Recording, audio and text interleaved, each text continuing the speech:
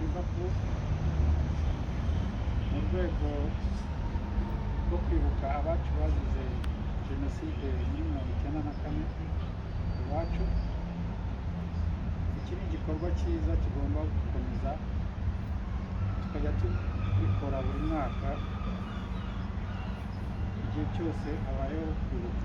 Tariki ya 4 Nyakanga buri mwaka ni umunsi u Rwanda rwizihizaho kwibohora, aho abanyarwanda bahura bakishimira uburyo igihugu cyabo cyabohowemo, baba bari mu gihugu ndetse kandi n'abari hanze yacyo. Mu bari hanze yacyo kandi bari mu ntara ya 6 izwi nka DIASPORA, nabo bakomeje kwizihiza uyu munsi wo kwibohora, harimo n'umuryango w'abanyarwanda baba mu gihugu cy'Ubwongereza. Kuri iyi nshuro muri iki gihugu ku banyarwanda bahatuye, uyu muhango wabereye muri North West y'Ubwongereza ahitwa Liverpool, ukaba warakozwe na community ya Manchester. Wari umuhango wo gusoza gahunda yo kwibuka no kwizihiza kwibohora ku nshuro ya 27, byatangijwe n'isengesho rya Bishop Jonathan Ruhumuriza wo muri Church of England muri Greater Manchester. Nyuma yaho hakurikiyeho ijambo rya chairman wa community ya Manchester Hamisi Hakizimfura, ndetse yunganirwa n'uhagarariye umuryango wa RPF muri Manchester ariwe Claude Gasana. Kubera amabwiriza yo kwirinda COVID-19 ntabwo bari bemerewe kurenza umubare w'abantu 25. Gahunda yatangiye hagana saa 6 z'amanywa nyuma yo gushyira indabo ku rwibutso rw'inzirakarengane zazize jenoside yakorewe Abatutsi. Nyuma yaho habayeho gusabana ndetse no kuganira byabereye mu mujyi wa Bolton uri muri Greater Manchester. Noel Ntakirutimana n'umwe mu banyarwanda baba mu Bwongereza naganiriye nabo, maze ambwira uko uyu muhango wagenze. Abanyarwanda batuye Manchester bizihije umunsi wo kwibohora, ariko bawufatikanya n'igikorwa cyo kurangiza iminsi 100 yo kwibuka inzirakarengane zazize genocide yakorewe Abatutsi mu Rwanda muri 1994. Uwo muhango wabereye Liverpool, ni mu mujyi uri nko muri n'isaha imwe uvuye mu mujyi wa Manchester, aho community y'abanyarwanda Manchester yasuye iturutse.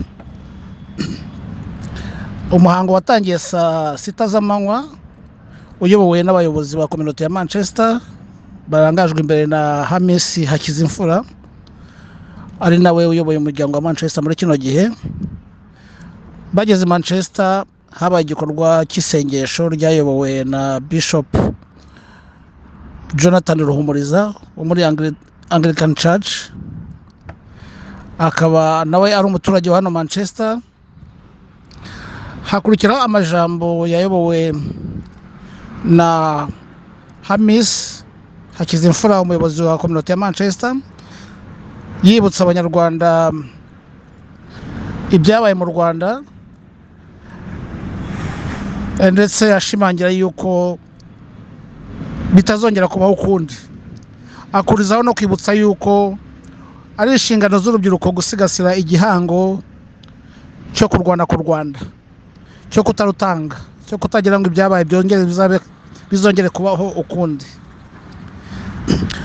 Ibyo byakomerejwe n'andi magambo nayo yavuzwe na Claude Gasana uhagarariye umuryango wa FPR muri Manchester, nawe yavuze ashimangira ku gikorwa cyo kwibuka, ashimangira no ku gikorwa cyo kwibohora, avuga ko abanyarwanda tugomba kwibohora tukarwanira n'igihugu cyacu, tugaharanira ko kitazasubira mu icuraburindi nk'ibyabaye muri 1994. Hakurikiyeho igikorwa cyo gushyira indabo ku rwibutso ruri Liverpool ruhamaze igihe kirekire kirenga imyaka hafi 8 cyangwa 10. Urwo rwibutso rwubatswe na Liverpool Council ifatanyije na ambasade yacu mu Bwongereza, ambasade y'u Rwanda, ariko rwahagarariwe n'uwitwa Philomene Uwamariya. Buri mwaka haba igikorwa gikozwe na Council ya Liverpool igihuriyemo na ambasade yacu mu Bwongereza cyo gushyira indabo ku rwibutso. Ni muri urwo rwego natwe abanyarwanda ba Manchester twahisemo ko umunsi wo kurangiza icyunamo twawukorera aho ngaho, wenda nyuma tugavayo tujya gusabana, ariko twashoje igikorwa cyo gushyiraho indabo. Nk'uko mubizi muri kino gihe cya COVID ntago twari twemerewe kugenda turi benshi, twari dufite uburenganzira bwo kugenda turi 25 gusa, kandi tukubahiriza amabwiriza agenga covid. Ni muri urwo rwego twabikoze turi bakeya ariko byagenze neza cyane, kandi abashoboye kugenda bose bahagarariye umuryango w'abanyarwanda wa Manchester w'abanyarwanda baba muri Manchester. Radio Diaspora One Nation Radio, nge nitwa Simeon Stizo Muhumuza.